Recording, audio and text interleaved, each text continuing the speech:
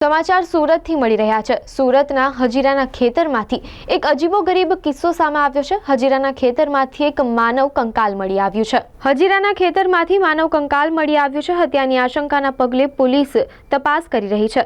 નવજાગૃતિ school પાસેના ખેતરમાં માનવ કંકાલ પડ્યું હોવાની જાણ પોલીસને થઈ હતી। મજૂરો લાકડા કાપવા માટે ખેતરમાં ગયા હતા, જે વેળાએ માનવ કંકાલ મળી આવતા પોલીસને જાણ કરાઈ હતી। હજીરા પોલીસે માનવ કંકાલનો કબજો લઈ નવી સિવિલ હોસ્પિટલ ખાતે ખસેડ્યું હતું। ફોરેન્સિક પોસ્ટમોર્ટમ કરવામાં આવ્યું, જેમાં માનવ કંકાલ પુરુષનું હોવાનું બહાર આવ્યું છે। રિપોર્ટમાં 30 થી 40 વર્ષની ઉંમરના વ્યક્તિનું કંકાલ છે। 3 મહિના પહેલા મૃત્યુ થયું હોવાનું પ્રાથમિક તારણ લગાવાઈ રહ્યું છે। માનવ કંકાલ કોનું છે તેની તપાસ ઓળખ કરવી પોલીસ માટે મુશ્કેલ બન્યું છે। ઓળખ મેળવવા પોલીસ દ્વારા તપાસ શરૂ કરી છે।